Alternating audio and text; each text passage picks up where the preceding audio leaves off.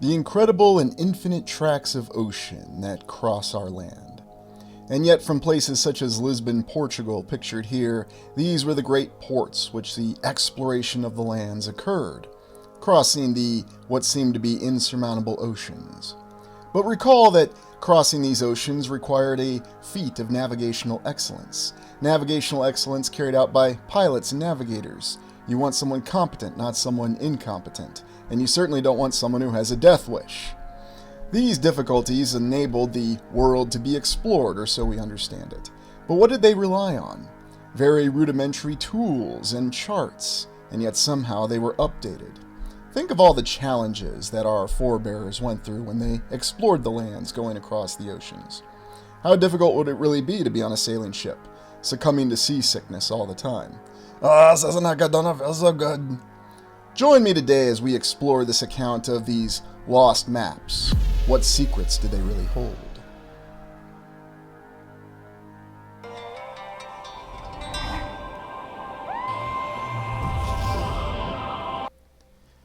In our modern era, we have these incredible and elaborate port facilities that are very extensive and enable the wheels of our world, so to speak, to turn.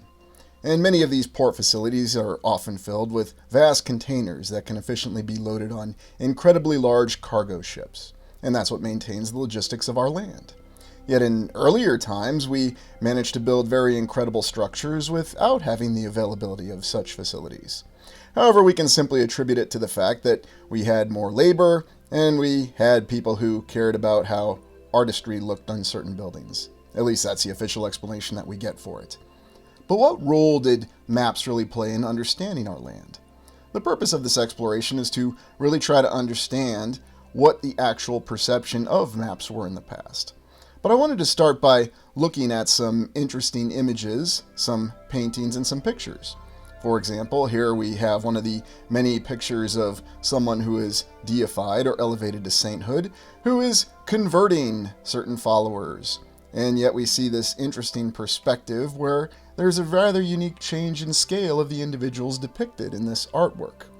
Now, it's safe to say that this is beautiful artwork, and we can attribute this to this simply being a benefit of sainthood. But why do we have such a change in the scale of individuals? Well, there could be multiple explanations. But even looking at older photographs, such as this inauguration photo from President Buchanan prior to the United States Civil War. A very interesting photograph, so to speak, and where exactly is President Buchanan in this sea of individuals? And you may recall that President Buchanan is labeled to be one of the worst U.S. presidents because he did not take decisive action to preclude the United States Civil War, and in fact operated within the bounds of the Constitution at that time, claiming that it didn't give him the authority. This image from France, attributed to the late 1850s, is very intriguing to me. And the reason being is that this being a photograph from the late 1850s, you can see that there is extensive detail. We can see the clouds, and most importantly, beyond even seeing the shape of the clouds, is actually seeing very fine details within the individual waves and crests within the water. Now, with all the images that we've seen, many attributed to the year after 1857, how is it possible that we could get such detail in a photograph this old, and yet have detail lacking in many subsequent photographs, even as late as the 1920s? And the reason we want to study and question these images is because perhaps we can get a better understanding of what life was really like in that time. Although, have these images been altered in some way? And I'm not suggesting that they were intentionally altered, but perhaps they simply eroded. And maybe there was something completely different in the society. Ah, yes, look at the looks in these individuals' faces. Now, maybe things were just different. It was a very hard time, and yet these were the people, these faces that you're looking at, who were among the people that achieved building a nation in the United States in a very short amount of time, and incredible structures. What exactly happened to this individual's face? Well, it seems to have eroded from the photograph. At least, that's what we'd think. Very intriguing, some of these details, though, that we see in some of these older photographs, where we do have the detail, and yet where the detail's lacking. And one final one that we'll look at before we look at our maps here, a photo of Queen Victoria. Which exact one of these figures is Queen Victoria? I mean, we think that we know, and based on the image recognition for what Queen Victoria looked like, we think that we see her here in the center of this particular grouping of individuals. But what if Queen Victoria was actually portraying some sort of Princess Amidala from Star Wars, where maybe the real Queen Victoria is actually hidden back here in this group of people whose faces you can't even make out? Or for that fact, maybe she was hiding over here somewhere. And maybe if you look hard enough, you'll see someone that resembles Billy Connolly. Maybe someone will get that reference. The Urbano Monte map, the first map that we'll be looking at. This is a map that we've extensively looked at because it was only recently discovered, apparently hidden in a toilet and then pieced together. A full planisphere map that's been used for various explorations. And it displays very elaborate and dramatic images. What do we have here? A unicorn? Some kind of exotic animal? But as we look across this particular map, we see other intriguing things. We have devil characters or some sort of little demons around a giant salamander. And yet more rather strange characters that appear. But I'll save the best for last because looking across this image, and keep in mind this is Siberia at the time, we have a gigantic creature that's just going around with a human face. So many interesting images, and what really to make of them, such as in this very interesting and artistic depiction of Lisbon in Portugal. Now, it should be noted that Lisbon underwent a terrifying earthquake in the mid-1700s, and that's the reason why a lot of the great palaces that are shown in this image were lost to time. But that's the question that we have to ask is, how accurate are the images, the maps, and everything that we're looking at really are? Because there may be a lot of secrets, there may be a lot of lost knowledge that are actually shown in these images, whether they were drawn or painted or captured by a camera. There's also that infinite question that we have in terms of how have these images been changed over time. We also have this interesting array of maps that show what purports to be the political situation at the time. And here you might be informed that a map such as this perhaps represented a propaganda or some sort of political theme or message at the time. Although it is interesting to note how certain things in certain geographical regions and the struggles that are going on don't seem to have really changed that much over time. This is another very interesting map that shows all the lands, although many of them are clouded.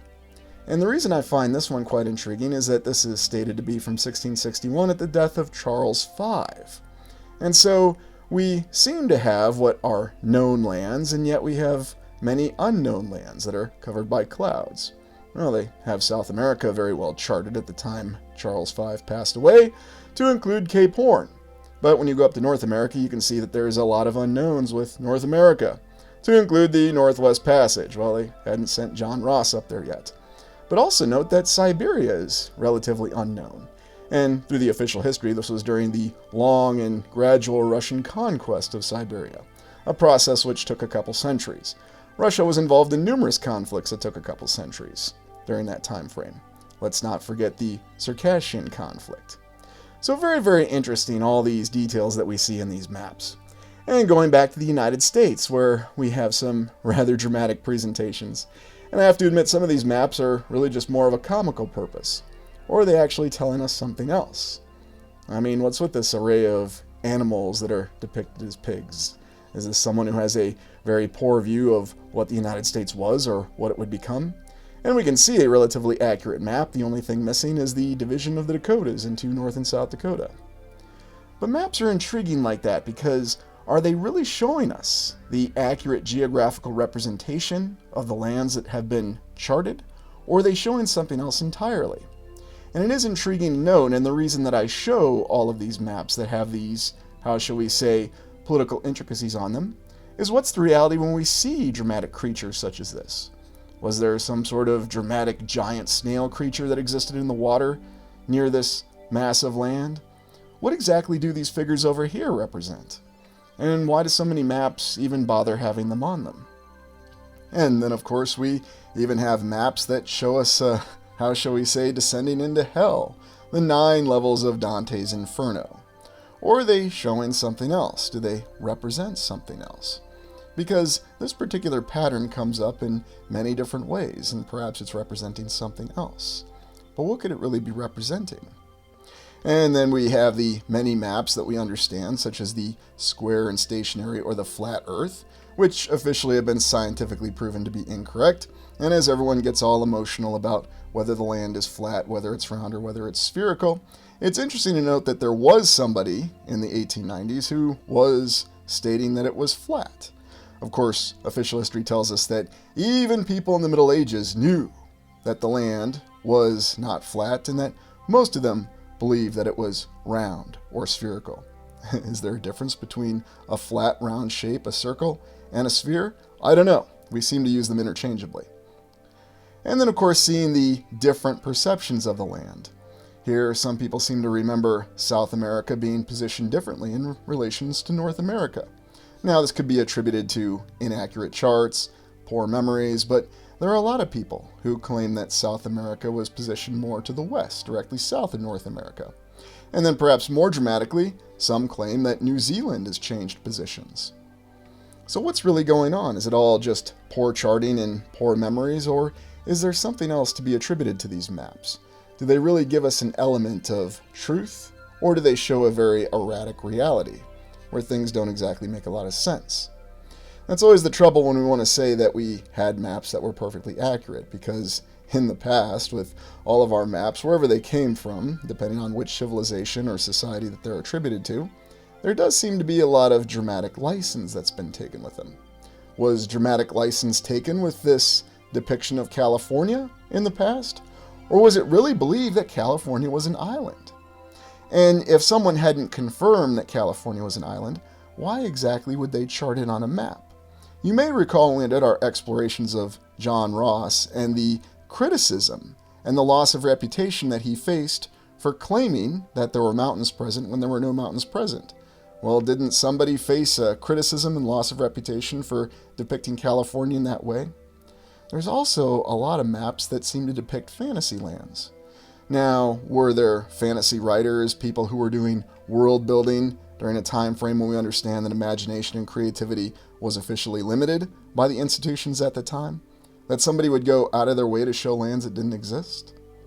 And going to a more modern example with the story of 1984 from George Orwell. And oddly enough, the area where the three superstates, Oceania, Eurasia, and East Asia, were in conflict. It's rather strange to think that many of the conflicts of our modern time occur in the same area. Not all of them, but many. Ah yes, there's Airstrip number 9. And there's a lot of controversy over whether you call it United Kingdom, Great Britain, England. There's so many different names, but you could just call it Airstrip number 9, right? And then, of course, this area of East Asia, which is always intriguing.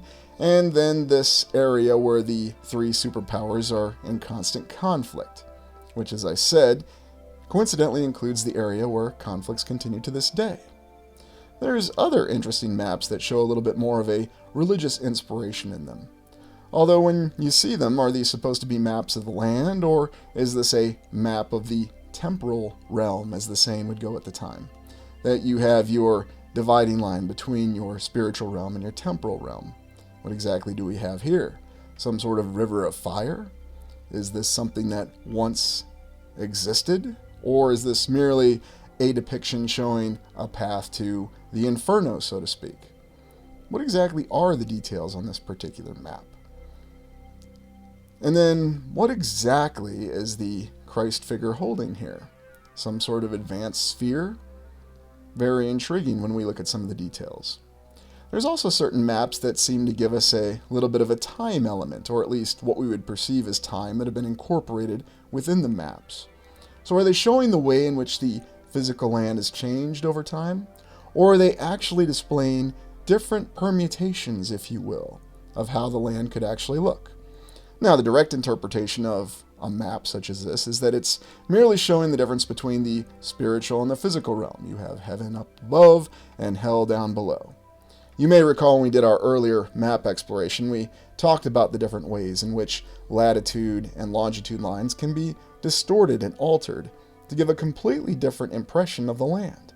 And yet, distorting latitude and longitude lines can still give you accurate coordinates, at least as we understand them to be. Yet the shape of the land can be changed very dramatically, or at least it can be displayed in a very different manner, therefore giving a very different impression of what the land looks. it's still very controversial that on many of the Mercator projections of maps that are still used to this day, the distortion in the actual size and shape of Africa. I always found this particular projection very intriguing because Antarctica is at the very center of this projection. How interesting. Sort of changing from the earlier projections that we have that show the Arctic at the center of the original projection. What really to make of it, though? We look at many of the older maps that are stated to be world maps, such as this interesting map attributed to Saxon and Celtic originators, but who knows for sure, and we see many odd little details with some of these maps. Are these straight lines depicting dividing lines between nations, counties, or are they actual roads? Well, if they're roads, how exactly did they build long and straight roads during a time frame when it was very difficult to do such things? And then, of course, going back to the map of the world according to Eratosthenes. Ah, yes, Eratosthenes. A very peculiar map because we understand, and we'll cover this later, Eratosthenes' works were lost as they were stored in the Great Library of Alexandria, the same Great Library of Alexandria that perished in a fire. Although he did include Thule, and did seem to have some other interesting land masses. Remember that Eratosthenes was the individual who calculated that the world was in fact a sphere. And given the fact that on his map he shows all three continents, he seemed to have an idea for how large they were, but for some reason he didn't indicate on a map that there were a lot of unexplored lands. Whether it was ocean or land, it didn't seem to matter. That's the really interesting element when trying to understand the historiography or the historicity behind the development of maps. There's a lot of conflicting accounts. When did people really know and learn what was what? And what kind of explanations do we have for why we have different variations of these maps? There is no shortage of maps that indicate that there are land masses up in the Arctic region. But are these land masses accurate? Or are they simply the fact that these cartographers would use their imagination? And remember what happened with the story of John Ross, who claimed to have seen mountains where there were no mountains. It destroyed his reputation. So shouldn't it have destroyed Mercator's reputation to depict lands where there really were no lands? I mean, there were no shortage of explorers that went up to the Arctic, were there not? Now the official history will tell us nobody really got to the Arctic.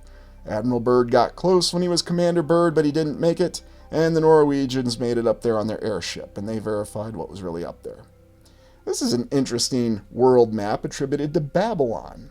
Yes.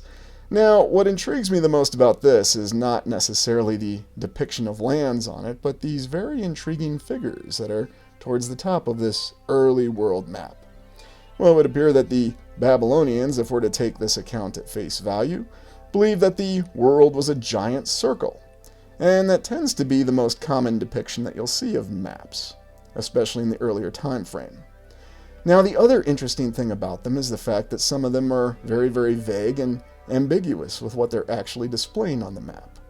I mean, we seem to have different colors with rivers here, but what are these darker colors? Are these representing something else? Are these flows of lava? Are they mud? Or is it just simply a creative artistic choice for a map? One of the most important things we understand with accurate maps currently is that you need to have a legend, or a scale, or a key. All things that tell you exactly what color means what symbol represents what, and what exactly is the distance. Remember that with the altering of latitude and longitude lines, which do appear on virtually all these maps that we're looking at, that we can have many different scales of the world. I always like this particular representation because we understand that the wind that we experience every day is coming from giant heads that are blowing all day and all night. Now, granted, that's a dramatic license that I'm taking, but if you take the picture at face value, literally, what's one to think? You also have these other interesting world maps that show basically a Ecumenopolis, or in other words, a city that encompasses all the land. Now, perhaps you could say this is just merely a dramatic license. Someone is trying to show all the cities and all the different nuances to the cities. And then going back to the Greek maps that we have that show the 3 known continents at the time. And again, I still try to deconflict the account that we have of Eratosthenes' map. Because why exactly was his map lost? How exactly do we know about the works? Well, we understand it was reconstructed in the 1800s, along with many other maps and accounts for some reason. Although, looking at a lot of these maps, you also have to ask the question, how many are the original maps? And how many were reconstructed and redrawn? And if they were reconstructed and redrawn, were they accurate? Here's another one that I've always found rather intriguing for a variety of reasons. So we expect this to be an early map, certainly before the so-called Age of Discovery, 1500 and after, according to the official timeline. And again, we have the giant faces that are blowing the wind in the air. But there's something intriguing on this. On many of these maps, not only do we have very incredible mythological creatures, but here we seem to have a variety of different types of human beings. Now, are these literal representations of human beings? Again, the official history will tell us that this is merely the imagination of these mariners, these explorers, to go off and explore this land, and these were the creatures that they expected to encounter. Or were these representations of real creatures that existed at the time? And why would they constantly be putting these on maps that were predominantly used by mariners, who, history of course informs us, were superstitious people? If you watch the series Outlander, you may recall they go to great lengths, even as late as the 1700s, to show us that sailors were quite superstitious. Now, maybe you could argue that wasn't true, that's just a fictional story, all fair points, but what exactly did people know? Why is this interesting depiction of Europe, Asia, and Libya or Africa, whatever we're calling it, still used? What does it really represent? There's also the other strange detail with these old maps. I mean, we would think that this is a world map, and yet the surrounding detail indicates that it's something much more. It's an early form of political cartoon, someone would say. Well, if you actually spend the time and decipher all the images and all the symbols on this particular map and what these sayings actually state, there's a lot of conflicting accounts, if you will. There's also the Piraeus map from a Turkish admiral that originally was stated to have shown the coastline of Antarctica. Now, the official explanation is what you're looking at here being the coastline of South America. What they did is that they simply extended it because the parchment ended. Yes, that's the official explanation. That they simply extended the land of South America because they ran out of paper. Well, that makes a lot of sense for being able to draw an accurate map, doesn't it? We're running out of paper, so we need to bend the entire continent. Yes, I know it runs north-south, but changing a continent from north-south to west-east just makes a lot of sense, doesn't it? That's how we know we'll have accurate maps. There's also no shortage of maps to be found in the various archives, such as this one from the Vatican Archive, where again you see that there seems to be a very defined knowledge of the land. But of course there's also details that are very clearly missing. This is just a section. There's also the ongoing debate between the actual shape of the lands that are represented in the land. Now, one of the primary pieces of evidence that's utilized by the mainstream to indicate that people in the Middle Ages believed that the world was round or spherical was that there are many depictions that show a sphere. But do they really show a sphere, or do they just show a circle on a flat piece of paper? And so again, it comes to that question of what's the interchangeable depiction? Now, I'm not engaging in a debate here for what the shape of the land is, merely trying to understand exactly what the shape of the land was in the past, or what people believed it was in the past. Because I recall, learning well before 4th grade, that most people in the Middle Ages believed that the world was flat. And that Columbus going on his little expedition was very difficult because many of his sailors, who we understand were quite superstitious, also believed that the world was flat, and that it was very difficult to go on this journey. We also understand that many sailors and navigators were very intelligent individuals, and yet for the longest time, despite centuries of sailing, none of them ever came across North and South America. Of course, that in and of itself is a bit of a conflicting account for what is used to be formally called the New World, the fact that Vikings and earlier mariners had discovered and were aware of it. And there's apparently some evidence that shows that they were. So once again, even though we have what we believe to be a very well understood view of history, it's constantly changing because of what we call historical revision. New documents come to light. For example, you may have read in the media that someone discovered a picture by one of Queen Elizabeth's favorite drawer or favorite artists that there was a picture of a woman who may have been Shakespeare's love or his girlfriend, which is very interesting. There's virtually no account that connects this. Now, I also wanted to take a look at some of these older city images that we have. Here we have Adelaide in Australia from the 1800s, and we see a very well-developed city.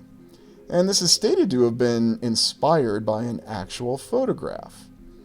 But Australia, much in the similar vein as the rapid settlement and progress of the United States, has some very incredible structures that were completed in a very short amount of time.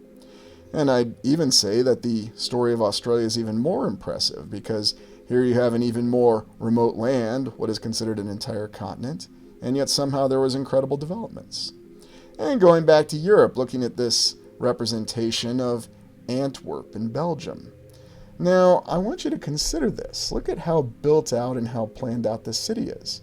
Now, the explanation is, well, in Europe, they had over 1,000 years or more, centuries of development on all these cities, and that's how we explain this elaborate, complex terrain. In this particular depiction, though, we have this incredibly massive and colossal star fort, or bastion fort, located next to the city, and we also see that there are incredible colossal structures that are depicted within the city itself. Now, most of these images we're looking at are attributed to the 1800s, some are from the 1700s, and some are even earlier, such as Aberdeen, Scotland here. Now, the question I'm really posing with looking at these images, and yes, these are technically considered maps, these are considered the early bird's eye view maps. How exactly were they getting these bird's eye views? Well, we understand that we have a very confused history of aviation, including the development and use of the hot air balloon, but these are very dramatic images. Now, maybe somebody just stood on a bluff and they saw all these impressive towers and this development in Aberdeen, Scotland. But what about places such as Aachen in Germany? And I've got to admit that when you used to see a compilation of images such as this, it gives you a very dramatic representation for what the city was supposed to be. What's really the history, though, behind a lot of these structures?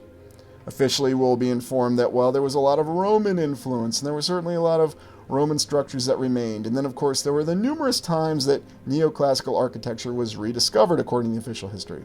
And that's how we explain these very elaborate and varied structures that we see in these drawings of Aachen, Germany. Yeah, nothing Roman about that, is there? They have their own version of the Pantheon. And then, of course, the aqueducts, the viaducts, and all the different names that we have for them. You know, I wonder, why aren't we building vast aqueducts and viaducts like this today? They seem to be very efficient, and one would think that they would be a very, how shall we say, friendly solution in the balance with our environment. I just included this, the Academy of the Immaculate Conception in Davenport, Iowa. Yes, it wouldn't be really an exploration unless we included something from Iowa, but the Quad Cities, Davenport, and what developed in this particular area off the Mississippi River Valley is always a bit of interest for me. How incredible, though, that they completed such a structure, and I appreciate the sidewalk.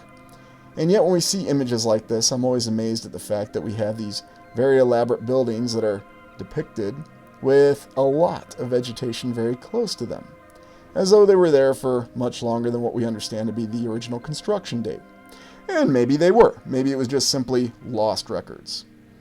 Here in 1617, we go to Acapulco in Mexico.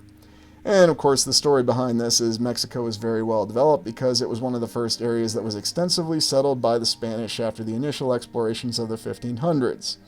At least that's what we'll understand, although I've got to say, who exactly did they bring in that developed all of this infrastructure and all these structures? And again, the official explanation will be, well, they had forced labor with the encomienda, and therefore they were able to use the native population as forced labor to complete all of these stunning architectural achievements. Although if you go to central Mexico to this day, you might be surprised at some of the very elaborate structures that you'll see. Much more elaborate than even this little tower depicted on this image. And here we have Aden in Yemen, an area that is still contested politically today for a variety of reasons.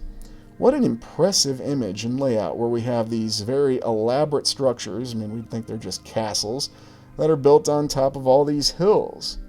What exactly is this really representing? Is this exactly what it looked like during this particular time frame? How would someone have achieved this back during that time frame? And then looking at Aleppo here in Syria. And once again, we see some very elaborate architectural achievements. incredible domes, minarets, towers, a castle structure on top of a very large mound or hill in the middle of the city. All very impressive. And yet, even more strange when you look at the details of this, and remember this is merely an artist's impression of what it looked like, so yes, I acknowledge that anybody could have done these images. Of course, when we look at the number of these images, these bird's eye views that are based on actual photographs, or stated to have been based on photographs, things get very interesting. You still see a lot of the questionable details that we find even in the photographs that we have. So you can see right here that in addition to these towers, we also have what look to be blocks within this hill. Very, very interesting. Now maybe I'm just seeing things, maybe my mind's just imagining things, but it does seem to have been included in the detail of this image. What exactly does that represent? And here we go and take a look at Madagascar. Now tell me, Madagascar, off the coast of Africa, is this exactly the kind of architecture that you would be expecting to see in that particular location at this time? We have these very elaborate and amazing structures that seem to defy easy explanation. And why is it we always see these elaborate structures that are built on hills? Certainly from a physical perspective of logistical limitations at the time, before the advent of heavy machinery, no matter how many industrial revolutions we have, somehow someone was able to complete all these structures well before this development of heavy machinery. And here in Poland at Stettin, a very incredible and complex urban terrain. How exactly was all of this done before heavy machinery and logistics? And it's something that we don't think about. We just assume that everything went off exactly as it happened because that's what history says. And there's also the fact that many of these structures are still present that we can still explore today, no matter how many renditions we've had of renewal or renovation. And can you imagine a structure such as this being renovated? Very impressive series of structures that seem to point to the ability to rapidly build and plan and develop. Now, once again, the official historical perspective will say, it's simply medieval masonry and that's the explanation for everything. What exactly is the explanation for the city of Stockholm in Sweden from the 1840s? How do we explain these impressive structures? Because the so-called Second Industrial Revolution hasn't happened yet. And recall that the First Industrial Revolution was related primarily to the development initially of crops and then the steam engine, all happening in a very short amount of time. So in a very short amount of time, we're to understand that the individuals at that time were able to rapidly implement a new technology during a society that, as we understand, was more restrictive than our current society. Looking at this very impressive structure, I'm reminded of the Palace of Justice, especially with all these incredible stairs and levels. And even over here, looking at this particular structure with its impressive dome. No shortage of amazing images of these old cities. Now, the strangest map of all. This is a very interesting map that displays the coasts of, or actually displays all of Europe and the northern coast of Africa. But it's not exactly what you consider a geographically accurate representation, because everything is extended, and you can see, and there's really no easy way to show you this map, exactly how extensive all this area is. And so what we have is a representation that doesn't actually match the geographical reality. And virtually all the maps that we've looked at, no matter what year they're attributed to, were more accurate. So what exactly is this map supposed to be?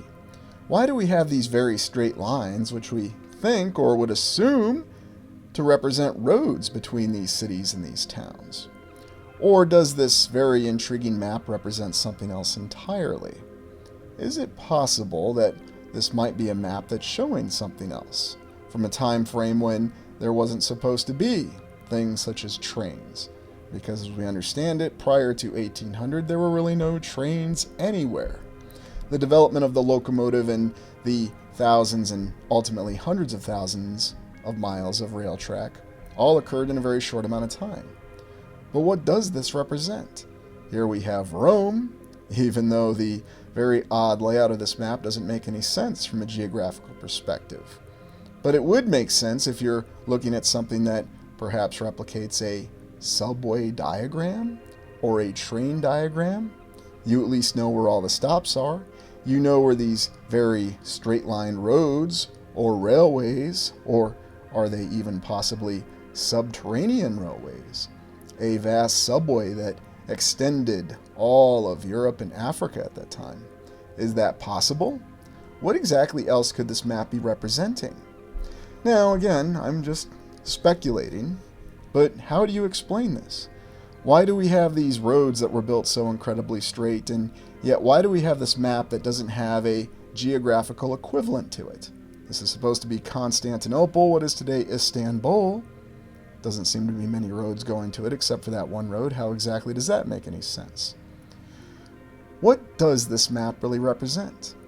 Now, while I say this is the strangest map of all, this is certainly not the strangest map of all available, but in my estimation, this is the strangest map in this particular exploration.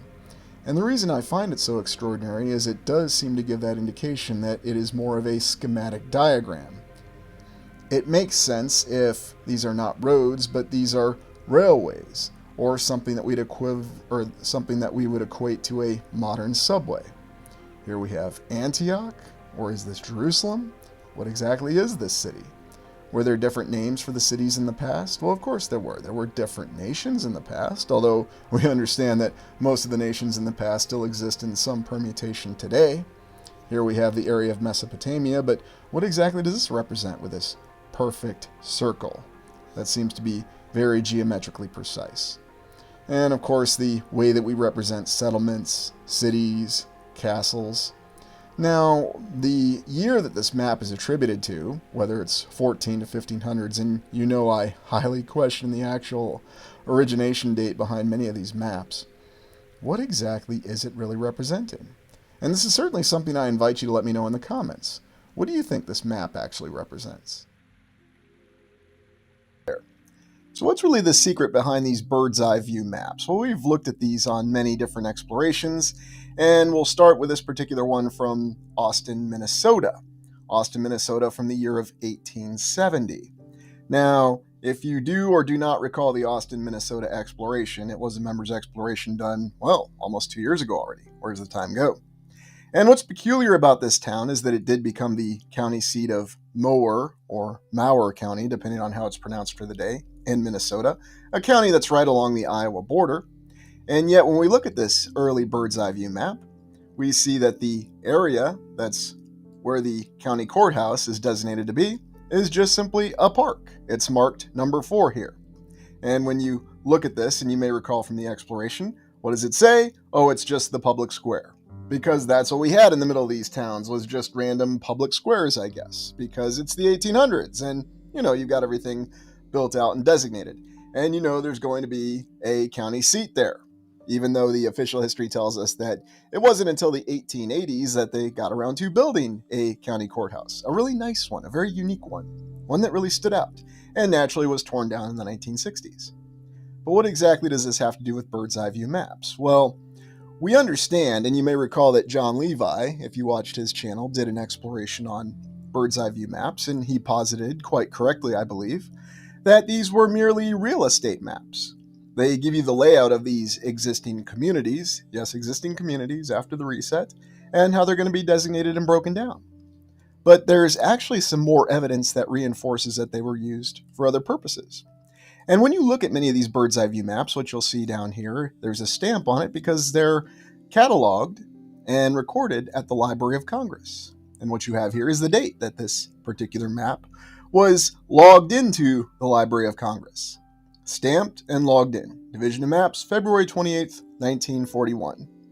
A good distance before the United States entry into World War II, but technically the Depression is still going on, although I guess you could say the United States was worked its way out of the Depression, being the arsenal of democracy, but a very interesting time frame to add this map of this rather insignificant town, especially at the time that this map was originally done, because what does it tell us about who really did this map? Can we look at this original artistic drawing and find out? Was it really done in 1870? And who did it? Well, it says right here, published by Ruger and Stoner in Madison, Wisconsin. Why exactly would there be a publishing company that would do a bird's eye view map in another state? And this is 1870, right after the Civil War. And, from the grand scheme of things, Wisconsin and Minnesota especially are still relatively new states. But yeah, sure, we got a business here, somebody paid us some money, and we sent some guys to come out here and somehow do this very, very accurate map that was drawn by hand to show us exactly what Austin, Minnesota looked like in 1870. Now, maybe that's what happened, but I strongly question it. And something else I want you to pay attention to. On how many of these bird's eye maps that we actually look at do we see this stamp of when it was entered into the Library of Congress? Because remember, and I'm just going to say it out front and, not play my normal game of charades that I usually do, to some people's chagrin, this may actually be the date that this map was originally produced, or at least the day that we think of as 1941. In other words, there's evidence that this particular drawing was not done in 1870. How and why would somebody from some firm or company in Madison, Wisconsin, decide to take themselves out to Austin, Minnesota? I mean, yes, they could have ridden the train, and, it's a possible trip, and oh look, they've got a quarter of a roundhouse here. Remember when we explored that in Austin, Minnesota? Out in the middle of nowhere, of course, because I guess that makes sense. Why wouldn't you build the train tracks a little closer to town? You just couldn't do it. And the other interesting thing about this is, what's our main featured building? The public school, with grass around it. Yeah. And so what I'm positing is that these bird's eye view maps were produced after the fact, with the same layout of the streets in the downtown area from the original maps, but then giving us a different impression about what buildings were present during the particular time, to match a certain account that we're being given. Now, this is just a theory. It's still just a theory, but I think there's some evidence that really backs it up to give it the possibility of it being a fact. Now, let's take a look at the bird's eye view of Des Moines, Iowa, city we spend a lot of time in, home of the Iowa State Capitol, this one being from 1878. We'll go full screen. And you may recall this is where we also have a big patch of ground that was designated for the Iowa State Capitol, our building number one for all of our explorations. And of course, we've got this schlocky little building, at least schlocky by comparison standards. It would be interesting to see somebody build a building like this today, especially for use as a temporary state capitol. But we have this patch of ground that was designated. And strangely enough, here with the Des Moines River, we still have these bridges present. Now, are they the same bridges? Are they different bridges? Well, apparently we have 4 railway bridges, it looks like. I mean, I see railway tiles there and there. Maybe that's just a standard bridge. But very interesting, as though they needed to have all that traffic that could go through Des Moines. And you may recall when we did the Des Moines exploration, we've got a very questionable county courthouse, and then we also had all of these high-rise buildings, more that were present in the 1940s and the 1950s, as compared to what Des Moines looks like today. So another questionable thing. Now, what about the stamp on this one? Well, coincidentally, this being a different city, the capital city of Iowa, in a different state, it has the exact same date as the one that we just looked at for Austin, Minnesota. February 28th, 1941. Was somebody just getting around entering all these maps into the Library of Congress on February 28th, 1941? Did they receive some sort of guidance to do that during that particular time frame? Or again, is it another map that was produced after the fact, utilizing methods that were more available later? Now, something else you should do in your own research, and I'll just point you in the right direction on it, look at the actual quality of paper that was utilized to record records in the 1800s. What the official history will tell you, or as I like to say, there's a nice little programmed loophole into why we do not have more documents available from the 1800s, is that paper was made on acidic paper, primarily in the 1800s. This is why so many documents from the 1800s were lost. Apparently not these bird's eye view maps, though, if we attribute to their actual publishing date. Now, does this one tell us when this was published? We presume sometime in 1868. Who actually made it? Was it some other firm? Oh, yeah, A. Ruger. It's the same firm. Everybody was contracting out of Madison, apparently. But strangely enough, it doesn't say that on this particular map. So it's very, very odd, isn't it? At least we have some nicer structures here. This county courthouse, which is very difficult to verify because you might recall this is Polk County, Iowa, and we've looked at the current county courthouse in Polk County, Iowa. Very intriguing. The U.S. courthouse and post office. Rather modest building, but it still has a pediment at that time. Now, again, that's if that building existed as we think it did exist. And so these bird's eye view maps are giving us the indication, the possibility, that they were done after the fact. So let's take a look at another one. We'll go and take a look at New York and Brooklyn. And you might notice that on this particular one, we don't have any sort of stamp on when this was entered into the U.S. Library of Congress. Gee, I wonder why. But what we have here is it was printed by J. Bachman. Again, we don't exactly know who or what this company is. Maybe it says somewhere else on this. Oh, published by the agents A. Gruber and Co. in New York. Well, that's cool. They're actually out of the city that they're doing the map of. Bird's eye view of New York and Brooklyn. And what date is this attributed to? Does it even say on here? Usually they always put a date on it. Drawn from Nature and on Stone by J. Bachman. That's an interesting statement there. But of course, when you look at this, you'll see this rather exotic and early view of New York. Must be earlier because Brooklyn Bridge is not present there, is it? Or was it always present? Because oddly enough, when you look at the layout of Brooklyn Bridge, and while I'm not ever going to be a plug for Ken Burns' documentaries, seriously watch his documentary on Brooklyn Bridge. You'll have just as many questions about it as you do about the Civil War. And how fitting that we really can't see the rest of Manhattan Island. It's rather odd in terms of its layout, isn't it? And what exactly is this piece of terrain back here? Very, very strange. All these incredible structures that must be gargantuan because they're further in the background, are they not? So shouldn't they be larger?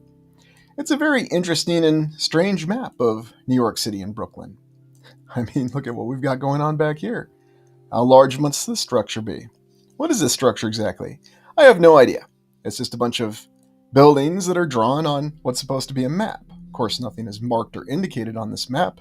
This is just a bird's eye view map, and probably not a good one that we would think of New York and Brooklyn. But it does reinforce the notion in our minds that these were the buildings that were present during that particular time. These were the unique structures, the churches, and City Hall. What is it? I mean, there's a number on it, but, where's the actual key for what the buildings are? Sorry, we didn't include that. Oh, wait, maybe it's down here? A time when New York was so small? Oh, City Hall. Well, how about that? Battery, Castle Garden, Custom House. But yeah, very rudimentary. We would certainly expect many more significant buildings in New York and Brooklyn taken together, even back during this early day and whatever time frame that this map was actually done in. Usually they're very clear about this. 1851. Ah, yes.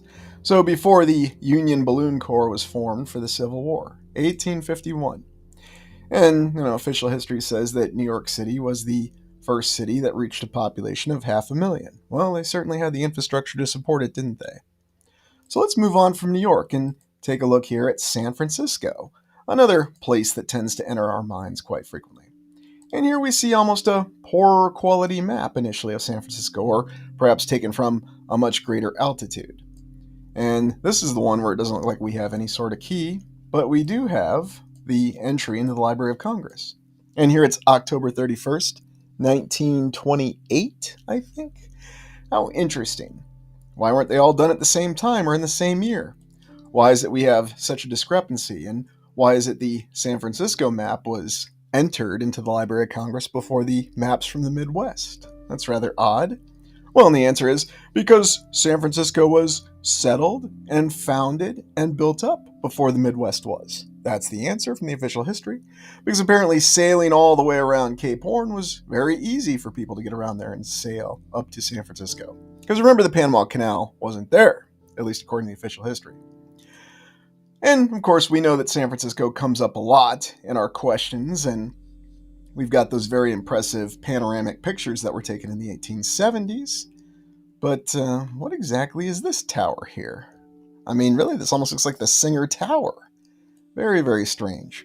All sorts of smokestacks, and we're well aware of what an anomalous city this is from many different perspectives. We have the account, the story of how it was settled and how it was done very quickly.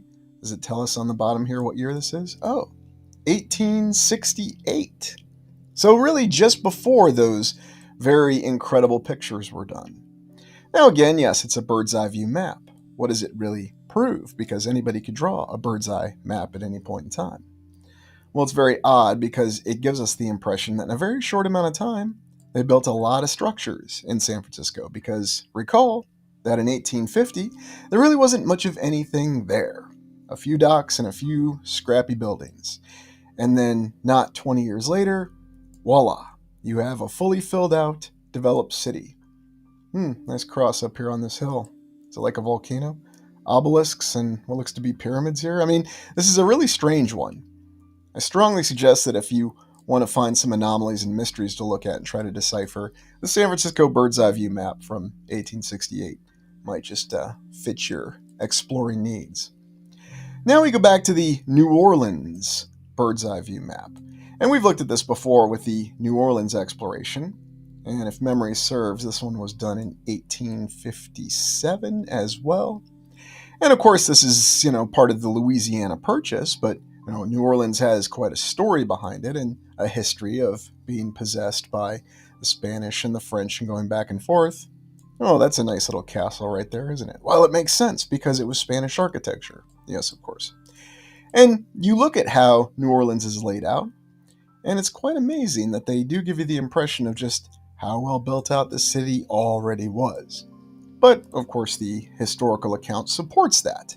The stories in the official history tells us that this city was built up, namely by the Spanish, a little bit by the French, but this is why it looked so impressive and so incredible once it was a United States city in the 1850s. Remember, it was acquired as part of the Louisiana Purchase. But I don't think there's a date stamp on this one when it was entered in the Library of Congress. No, there's not. So who knows about that? And how exactly would one go about creating a map like this that's this precise? You would think that they would be at the perspective. They're not on some flippin' bridge, and they certainly weren't on any bridge when they were looking at San Francisco, to compose such an accurate picture. So it's all many strange questions and anomalies. But things start to get even stranger when you look at some other communities that you might be surprised to find bird's eye view maps of. So, as if Austin, Minnesota isn't surprising enough, we look at Sioux Falls in South Dakota. Now, we haven't explored Sioux Falls yet, but it's off of I-90, further west from Austin, Minnesota. And if you ever go on that long trek through South Dakota, it's a very long drive on Interstate 90, and you'll see lots of boards for wall drug. And personally, I keep my foot on the pedal and go right past Wall Drug. But, I've got nothing against tourist establishments. It's just, not a place I like to go. If you like to go there, all the more power to you. But here, remember, the Dakotas, North Dakota and South Dakota, are very interesting because these states were settled in a very short amount of time.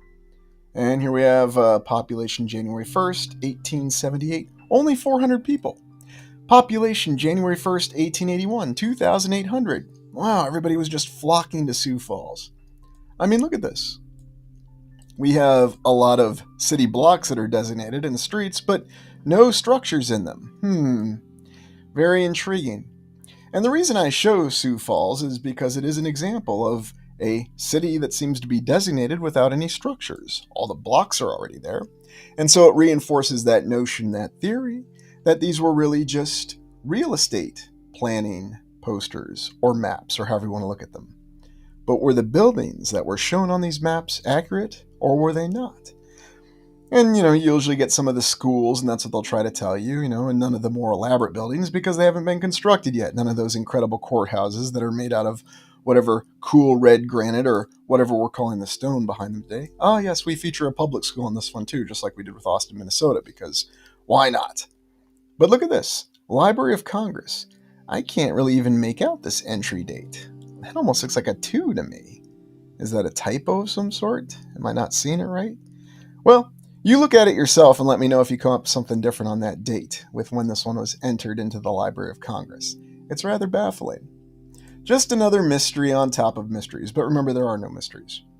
Let's go back to Minneapolis, Minnesota, and Minneapolis is another one of those stories of a city that just seemed to crop up or was pulled out of the asses of the people that settled the area in a very short amount of time.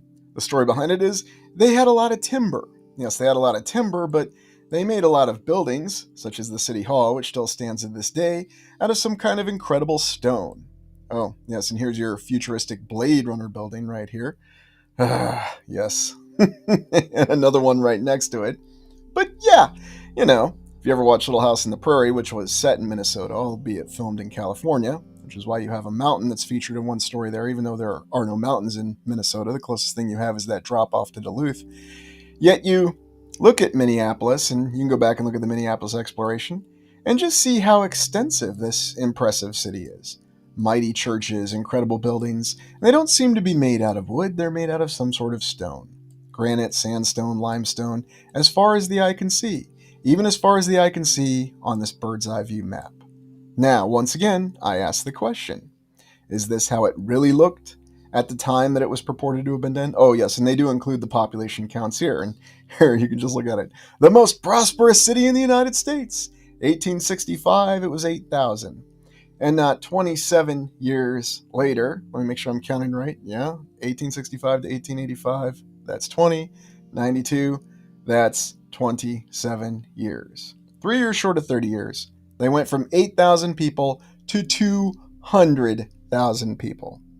Now, does that make any sense from a logistics perspective? The population growth. But let's just be generous here. Let's suppose that maybe there's a discrepancy. Maybe there really were more people there. Even if you had 200,000 people already present at 1865, how exactly do you explain a very small town of 8,000 building all this infrastructure, filling every single block? And when you look at this bird's eye map, you'll see that these are some extensive structures. These are not slouches. I mean, look at this. This little dome with this cupola on top of it. And it's everywhere. All these structures with all these little domes and these spires and these antennas. Every single block. All this was just confabulated in 27 years? How? How could anybody do this today? Let's not even talk about these ridiculous churches that are everywhere, along with all these other buildings. And this is what they're trying to convince us happened with the bird's eye view map alone. So yes, if you just take it at face value, I suppose you could accept it. Oh, by the way, we're not even looking at St. Paul. That's the other part of the Twin Cities, the city that's just east of Minneapolis. We're just looking at Minneapolis here. Because remember, in St. Paul, they've got that very impressive state capitol. Granted, they hadn't built it yet, but they had other things that they were building, the other state capitals that they had built. But yeah, why would it be any problem? All these incredible structures. And who did this one? Published by A.M. Smith. Copyrighted 1891 by A.M. Smith. Who the heck's A.M. Smith? Well, Hennepin looks like that's actually in Minneapolis. Well, gee, why didn't they get that crew out of Wisconsin, in Madison? Very, very odd, wouldn't you say? But look at this back here. You have all these incredible structures back here. I mean, is this just decorating the map, or is this what it really looked like? It's very, very strange, and it's hard to reconcile it. Now, let's go to the real piece of resistance before we close this exploration. So the main theme behind this is that these bird's eye view maps really were breaking down the downtown areas of these cities that were in existence. And they were designed to convey the impression that these were the actual structures that were there at the year assigned. But you can find records that will indicate that all these bird's eye view maps were entered into the Library of Congress on the same dates. It's very strange. It's just a small group of dates. But again, I'll let you do your own research and come to your own conclusions on it. I'm really pointing out some of the details that you can look at. Because maybe you don't want to believe it, or maybe you don't want to consider it, and that's perfectly fine. But one of the most telling things that I think about is going back to Dubuque, Iowa. Now, Dubuque, Iowa is certainly not a significant city today. It's one of those cities in Iowa that's on the Mississippi River. And it tends to be overlooked today. I mean, there's not even an interstate that runs through it, so obviously it's not significant. Highway 20 runs through it, but if there's not an interstate running through it, then what's the big deal? And you may recall, and you can go back and watch this little exploration, the Great Walls of Iowa. In Dubuque, Iowa, we have a bird's eye view map from 1889 and one from 1872. This is the one from 1872. Now, why do they have two bird's eye view maps for Dubuque? One in 1872 and one in 1889. And the other question I have is, if it was this easy just to produce a bird's eye view map, then why weren't these cities producing one every single year? I mean, think about it. If we could build all these incredible buildings in a very short amount of time, many in less than a year, some in months, then certainly we could produce a bird's eye view map, one per year for every one of these cities that were designated as significant, could we not? Would that not be the very definition of well-documented history? But yet we have two for Dubuque. Curiously, the two that we have for Dubuque, we don't really see the great retaining walls. We see some indications of them here, but it's very, very odd, and this is the earlier one. This is the 1872, but then we flip over here to the 1889, just 17 short years later, and we see more of the detail of these incredible retaining walls. Now, you may recall that I was actually on site here and walked through the hole that had been cut somehow through this retaining wall. Yeah, what a laugh that is. And then they actually had this funicular railway, funicular, and all these incredible houses, some of which are still there. So yes, who actually built these retaining walls? Who filled them in? Was it just that they weren't drawn in? There's illusions that they were constructed in the 1880s, but is that true? Or again, is this very definitive evidence that someone is really trying to convince us that we know who built those retaining walls, that we know exactly when they were put in there? And it is very significant, because it's actually shown on these bird's eye view maps. And this is official history because this is preserved by the Library of Congress. So what gives? If we're saying if this is the official history, why are there so many discrepancies? Why were there so many contractors on these bird's eye view maps? What do they really mean? Well, you can come to your own conclusions, but my theory is simply to convince us that these structures were present at the time that we're told that they were present. And perhaps to really reinforce the notion that, yes, we are responsible and we understand exactly how these incredible cities and towns grew up in such a short amount of time. We put the population numbers down there at the bottom, and you will accept exactly what happened. Granted, who's building a city anywhere today? Who's even building a town today? With all the technology that we have, with all the logistics and infrastructure, modern highways, interstates, air travel, massive ships, all technological capabilities that we did not have in the 1800s, and yet these bird's eye view maps, all produced from the 1800s, they convince us, or act to convince us, that yes, we could do all these things in the 1800s, despite not having the technology that we do today. Really not even having heavy machinery for the most part, if you look at the official history on that. Although, as we've talked about, that's rather difficult to understand as well because we have conflicting accounts. But what are your thoughts on the bird's eye view maps? Thank you for joining me, Prime. Watching a sailing ship with a modern city in the background displays to us just how far we've come in technology.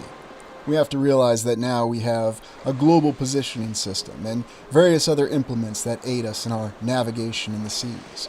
And yet in the distant past, the sailing ships relied on very rudimentary instrumentation to ascertain their position. They were lost amongst 139 million square miles of oceans across the land. How was it they managed to pinpoint their position and navigate? We also have to realize that through our explorations, we've seen many incomplete maps of the land that they utilized in their navigations. We were always touched by the amazing bravery that these ancient mariners showed by exploring lands that they didn't know, facing great terrors that they couldn't possibly imagine. And yet, these were the individuals that history informs us enabled us to map and understand the extent of our lands, our realm, or our world, however you want to look at it. Today we're going to examine their account and determine exactly what transpired when it came about to understanding our world and mapping it and understanding the nature of the land when we explore the very depths of the age of discovery.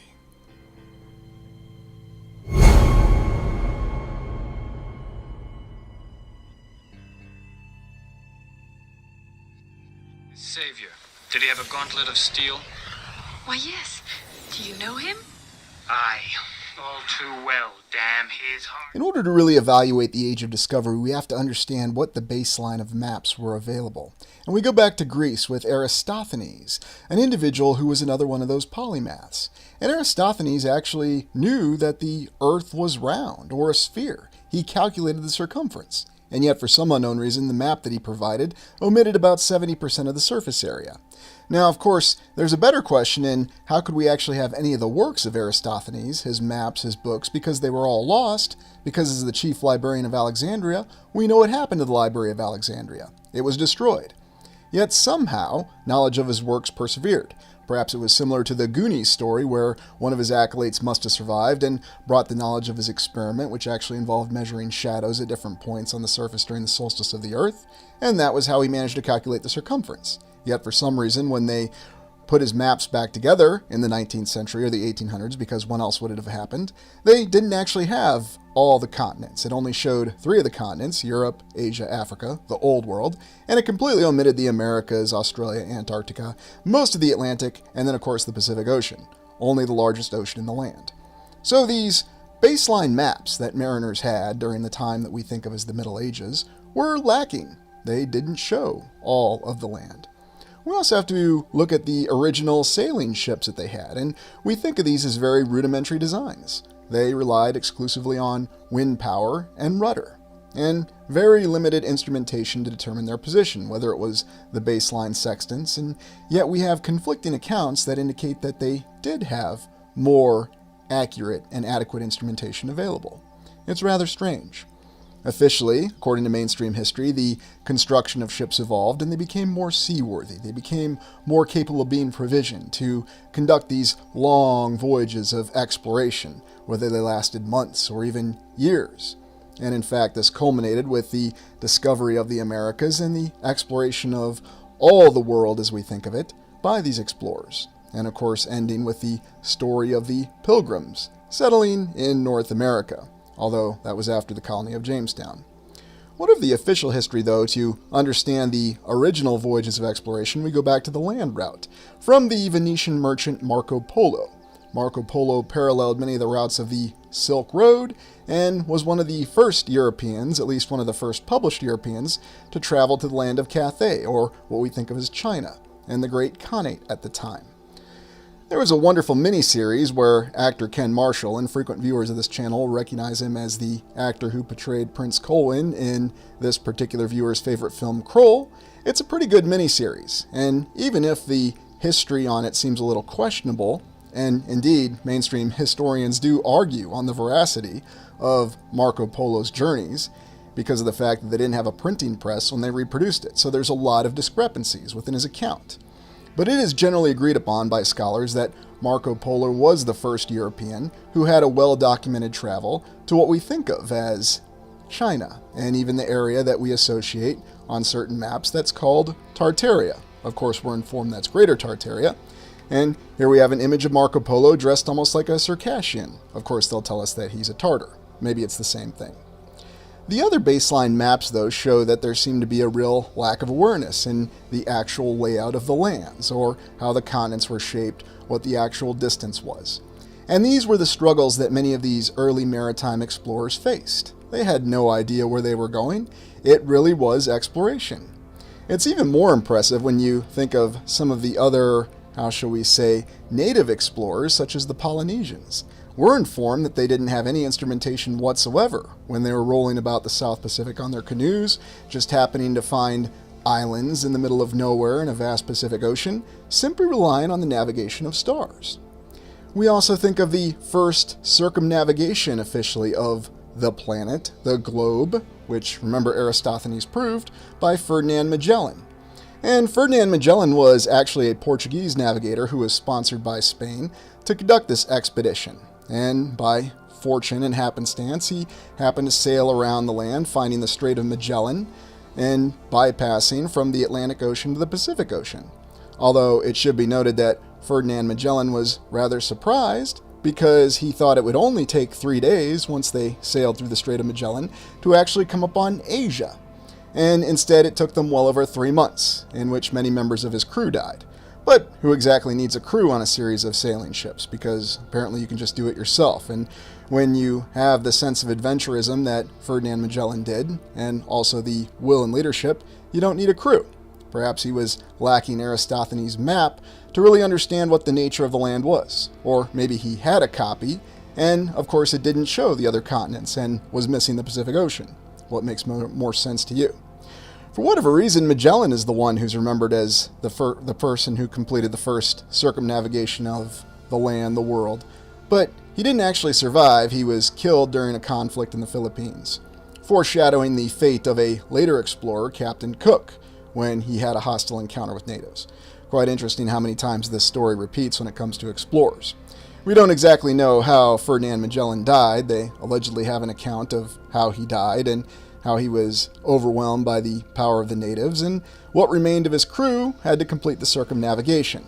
So Ferdinand Magellan was not actually the individual that completed the navigation, even though we're told what a stellar leader he was, and even to this day in the Philippines, they very well mark and provide monuments for the area where this encounter occurred. The Philippines view it as a retention of their independence, and then the Spanish also review Ferdinand Magellan as a hero, even if he was Portuguese. So I guess that just goes to show you that the Spanish were willing to recognize a great adventurer and leader, even if he was from another nation.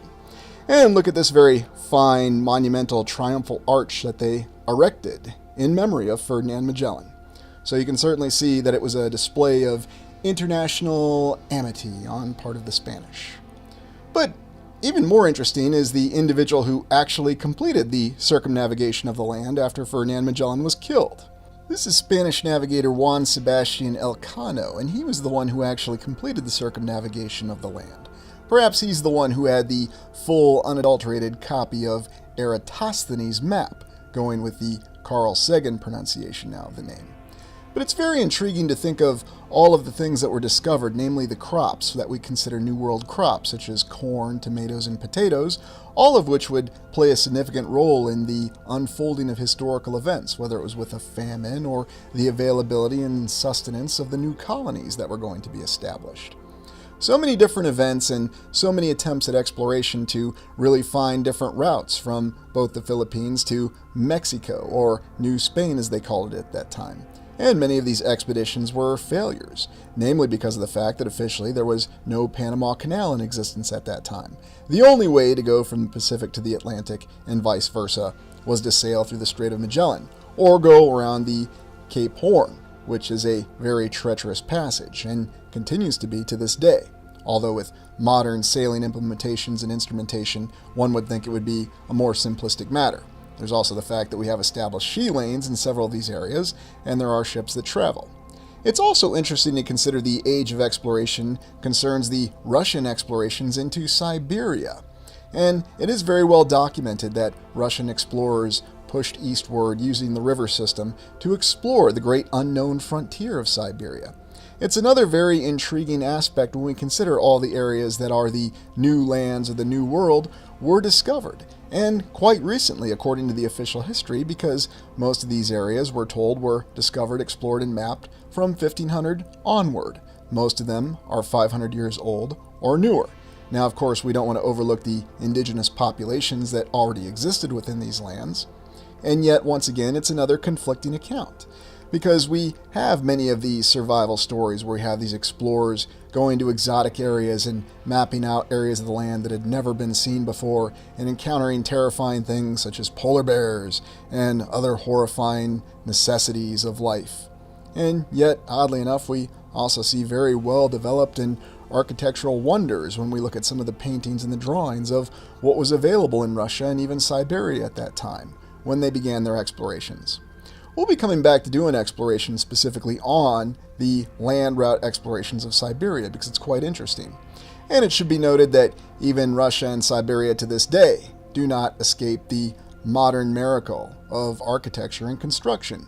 Why, this could be a Holiday Inn anywhere in the United States, or an apartment building. So once again, you can see that the majesty of the current era pervades across the land. But the explorations are interesting when we consider what the sailors really endured. We, of course, have the story of Christopher Columbus, and yet another series of unfortunate Spaniard explorers who are overlooked in the roles that they played with these discoveries. And then there's also the baffling view of Columbus that persists to this day.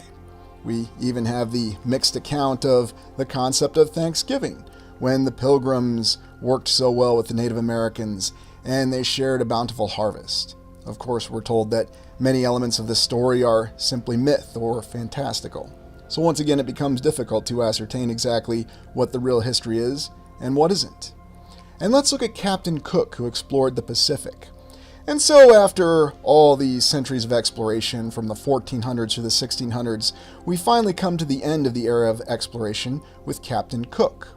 Captain Cook was a British explorer in the 1700s who had earned his initial commission in the Royal Navy and even earned his reputation by being a wonderful cartographer, a navigator. He was someone who played an essential role in the 7 Years' War, or as it's known in North America, the French-Indian War, in which the British managed to overcome the French to obtain greater colonial possessions. It was considered to be quite an interesting career development for Captain Cook, and interestingly enough, we have many different depictions and displays of Captain Cook. Some even present more of a heroic Horatio Hornblower image. Why, here we have Captain Cook, or the James T. Kirk version of Captain Cook. But it should be noted that there are many different versions of Captain Cook, and of course, we didn't actually have a photograph of him because photography hadn't been invented. But we have many different interpretations of what he may have looked like, such as Harvey Keitel here, the Harvey Keitel version of Captain Cook. Very interesting that there are many different ways to look at this famed British explorer who was the one who helped the British win the 7 Years' War. 7 Years' War being a very interesting conflict itself, as many state it was one of the first world wars, and indeed, given the geographical extent of this conflict, we could certainly believe that, especially with the way Prussia was fighting many different nations at the same time, and of course the battles between Great Britain and France. Oddly enough, many places that Captain Cook went to still have monuments to this day. And the role that Captain Cook played was in the siege of Louisbourg, and then subsequently in the Battle of the Plains of Abraham. Captain Cook was exceptional with his ability at cartography and navigation, and indeed some of his maps are stated to have still been used as late as the 1950s until they were replaced. Looking at the fortress of Louisbourg, we see the traditional fortress that seems to be very well constructed. And yet during the 7 Years' War, the seizure of this fortress was decisive, especially for the continued British campaign to eventually seize Quebec and ultimately bring about a successful conclusion to the war against France. Oddly enough, when we look at these sort of facilities and we see what we're told are impenetrable defenses, oftentimes the Star Fort formation, we're touched by the fact that they never seem to be successful. So perhaps they were already obsolete at the time of their construction. Or perhaps there were more innovative military minds than the engineers at that time. Who knows what the true explanation is? But Captain Cook made a name for himself by properly navigating and mapping out the St. Lawrence. The St. Lawrence, which was used during the subsequent campaign against the French army by the British army, led by General Wolfe. Now, the Battle of the Plains of Abraham was a British victory where apparently the British army used innovative tactics. Although early in the war, the British army was known to struggle quite a bit against the French army, such as with the seizure and surrender of Fort William Henry. Indeed, the French commander that facilitated that surrender and British defeat also died in this battle, Marquis de Montcalm. He's featured quite prominently in the film Last of the Mohicans. So many interesting details with the 7 Years' War, and this was the conflict where Captain James Cook made a name for himself. And of course, because of his service during this conflict with the Royal Navy, he was naturally given a position of greater authority. And here we see the most famous painting, or the Julian Cook version, the Julian Glover version of Captain James Cook. Yes, imagine if they had British actor Julian Glover to portray James Cook in some sort of miniseries in the 1980s. Maybe it happened in some sort of alternative reality. Whatever the situation, though, James Cook was set about on a series of exploration missions to really map out that great unexplored portion of the Earth as it was at that time, the Pacific Ocean. There were even rumors that there was a great undiscovered continent in the distant south, Terra Australis, not to be confused with the present-day continent of Australia. Also interesting is the fact that Captain James Cook's wife lived until the 1830s, surviving 50 years as a widow. Quite interesting that there seems to be more of a connection to someone who was a real historical figure, and yet even this lady had passed away nearly 200 years ago. So all we really have are these accounts of James Cook and many different images that show many different styles and different type of individual.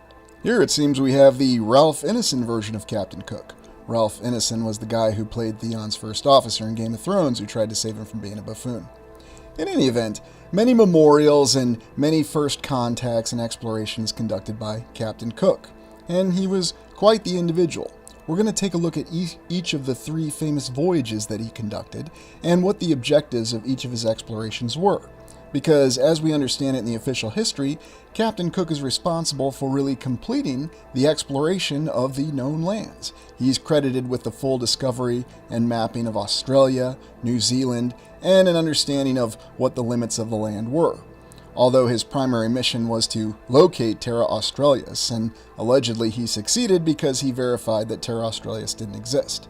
His first voyage occurred from 1768 to 1771, and here, as we can see on this Robinson projection of what we're informed is the globe, and whatever your thoughts are on the shape of the land, we're not going to solve it during this particular exploration. I mean, Carl Sagan said that Eratosthenes did prove that the world is round, even though for some reason he didn't actually draw a full map of it. The stated mission that Captain Cook was to conduct, though, was measuring the passage of Venus across the sun. And by doing this, they would be able to interpret and learn the exact distance between the very planets themselves. Yes, this was the stated objective of Captain Cook's mission, to sail all the way from the United Kingdom or Great Britain down to the Southern Pacific. Now, other historical sources will say that this was just a cover. His real objective, once completing these measurements, was to actually find or verify if this imaginary or mythical continent, however you want to say it, of Terra Australis actually existed. And he also came across Botany Bay in Australia during this first voyage. Botany Bay? Oh no. But in any event, when he came across Botany Bay and discovering Australia, it seemed to be incidental. And indeed, his main mission, even during his first voyage, was not to measure Venus, and even though we're told through official recordings that Captain Cook and the other astronomer that was assigned to actually measure it didn't successfully measure it. And of course, we're said it was because of the limitations of equipment at that time, or perhaps they had simply made a mistake. He still succeeded in his first voyage, and he was promoted for his success. And he also discovered and cataloged some of the first known and published scholastic accounts of the existence of Australia, such as this image of the kangaroo. Now again, this is exactly what the official history tells us, and therefore his first voyage was considered a success. So you get a second voyage, and from 1772 to 1775, Captain Cook spent 3 years sailing at the southern end of the land, the southern Pacific Ocean and the southern Atlantic, attempting to verify if Terra Australis did exist. He did exclusively map out the land of New Zealand and both islands there, but as we're told, he was unable to actually locate or verify the existence of Antarctica. So quite an intriguing account. And again, this entire openly stated objective for the second voyage was indeed to confirm or deny if Terra Australis, the mythical continent, was there. Captain Cook's official account concludes that there was no mythical continent there, but he did believe that there was a continent of ice. Again, another vague, hand-waved explanation for what he really discovered. And we have all these other accounts of what his explorations actually consisted of these very unique and magical lands that had not really been contacted much by explorers prior to him. And it wasn't until his explorations that there was finally an understanding gained of what the Pacific really looked like. It should also be noted that Captain Cook acquired the services of a Polynesian navigator. Somehow a Polynesian navigator had a very good idea of navigating around the southern Pacific Ocean. What's interesting, though, is again we have a conflicting account. The conflicting account being that the Polynesian navigators relied exclusively on the stars to navigate, and yet this one particular individual that Captain Cook and his crew picked up and used for his navigational awareness of the South Pacific, he somehow was able to draw out a map that showed Captain Cook exactly where specific islands actually were located. So many interesting conflicting accounts here with Captain Cook and all of the explorations that he did. What was he really looking for, though? Was he actually looking for Terra Australis? Was he really looking for Antarctica? Was he just simply exploring as long and as fast as he could, trying to discover anything that he could? There's also an interesting series of accounts of how Captain Cook sometimes managed to relate well with the natives on the various islands that he went to, and at other times there seemed to be violent encounters. Indeed, foreshadowing that was how Captain Cook met his untimely demise, was in a violent encounter. And indeed, he has a very mixed reputation to this day. But it's very intriguing that there's all these monuments and all these locations that he visited that pays tribute to the fact that this was the individual who managed to really connect and understand what the extent of the world was. And yet this was also an individual that still had to rely on a native Polynesian navigator to find many of these locations. It's another example of the conflicted account, indeed, with the very objectives of Captain Cook's actual mission. And remember that this is the most recent of the explorations in the so-called Age of Discovery, or the Age of Explorations, where we have sailors sailing around the land and discovering new lands and achieving new maps. And if you've ever read the novel Shogun by James Clavell, he does give you an idea of what this may have looked like, especially from the perspective of Pilot Major John Blackthorne, who is the primary character in the Shogun novels. The whole concept of how important pilots were. Pilots or navigators to actually navigate the ships through unknown areas, or they had what they called their rudder, their set of instructions for what headings to sail. Here we have one of the maps that was allegedly drawn by the Polynesian navigator. And yes, of course I say allegedly because I don't know, I wasn't there, I didn't watch him actually draw it out. We also have these other series of baffling maps that depict the very southern pole of the planet, or the land, or the earth, or whatever you want to think of it as. And it's intriguing as well because of the fact that it seems that Terra Australis was confirmed not to exist in Captain Cook's second voyage. And yet he did not officially discover Antarctica, the continent, but he did manage to come to conclusions that there was something there. He was stopped by the ice, according to his log. Now, as I'm always famous for saying, make of that what you will. We don't know the exact details, and I can certainly assure you that I was not on the voyage with Captain Cook, any one of the three, but it's very interesting reading some of the historical accounts and trying to work your way through the discrepancies. The mappings, such as the island of Georgia, and many of the other isolated and unique islands that happen to exist throughout the South Pacific and even west of Australia in the Indian Ocean. Many interesting places that we oftentimes don't talk about or think of. These are very exotic locations to this day, and we get the feeling that in many ways Captain Cook really was testing what the boundaries of the known land actually were. Now, whatever you want to say the conclusions were, or what his actual mission really was, it seems as though there was a lot of importance attributed to this individual. So I think that there are some elements of this account that seems to be rooted in our actual history. And therefore, if there is some historiosity, in other words, true historical events that transpired with Captain Cook, indeed his attempts to try to locate Terra Australis, and yet fail to locate Antarctica, but yet still extrapolate that it was down there.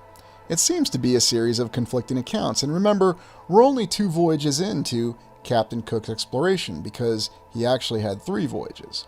And we look at the 3rd voyage, which transpired from 1776 to 1779. And we can see that Captain Cook's official mission was to find the legendary Northwest Passage, or the passage that went north of North America and enabled a rapid transition from the Pacific to the Atlantic Ocean, and vice versa. You might recall that in our previous explorations, many attempts to locate this northwestern passage met with disaster, especially with the subsequent Franklin expedition that occurred nearly 80 years later. During this voyage, Captain Cook came across the Hawaiian Islands, and one of his officers, an individual by the name of William Bligh, actually made these sketches and these maps. We even have accounts that Captain Cook went into the Chukchi Sea trying to locate the Northwest Passage, but he had no choice but to turn around when he came across vast blocks of ice, which is what one would expect when they're operating that far north. It's also the interesting account that during Captain Cook's voyages, here we have an image of William Bligh, who was on this particular voyage, that Captain Cook had developed an instrument that enabled the more proper measurements of longitude, or east-west distance traversed, or a ship's position fixed. So once the ability to fix latitude and longitude, a ship anywhere in the ocean could fix its exact position. We also realize that it was during the third voyage that Captain Cook began behaving erratically. He seemed very frustrated by the fact that he couldn't find the Northwest Passage, and when they went to Hawaii, he ended up in a dispute with some of the islanders by kidnapping their primary chief, leading to a violent conflict, and much as his explorer predecessor, Captain Cook met his untimely demise at the hands of these natives when they killed him. They, of course, still respected his body because he's Captain Cook, and anybody knew exactly how awesome he was. At least that's what the official historical account says. So what can we really make of all this, these voyages of Captain Cook? From 1768 to 1779, 11 years of sailing all across the known oceans, trying to determine the exact extent of certain lands and locating lands that may or may not have existed. Also looking for other passages. Indeed, locating Terra Australis was something that was a known objective for many explorers. There were many legendary lands that were located at the extreme southern latitudes. And yet it should be noted that officially Captain Cook did not locate Antarctica. He was also tasked to try to locate the legendary Northwest Passage, and it was on failing to do so that he seemed to have a loss of heart. There is also accounts that he may have been suffering from sickness or some sort of stomach ailment, and this is what caused these issues. So was this really an age of discovery or rediscovery? It's very odd when we look at all these extreme locations that these explorers visited. The account of the first circumnavigation with Ferdinand Magellan, or Elcano, whoever we want to give credit for it, is very intriguing because of the fact that we're informed that historically, a polymath from Greece had actually determined the full circumference of the Earth over 2,000 years ago, but for some reason did not have a surviving map. Of course, we can attribute that to the fact that this individual, who was the chief librarian of Alexandria, lost all their works, all their books, and all their maps when the Library of Alexandria was destroyed. But then we also have to consider the historical criticism with the fact that how could there be any knowledge of Eratosthenes, or however you want to pronounce his name? Because yes, it depends on which doctor, which lecturer you're listening to, much like with many other things. But what do you think was the real objective behind these missions of exploration? And do you believe we've actually mapped out the extent of all the known lands? Or are there other lands? Let me know what you think. Please like, comment, and subscribe. Thank you for joining me. It seems clear that in many fields, Eratosthenes was alpha. He was an astronomer, historian, geographer, philosopher. This is absolutely fascinating.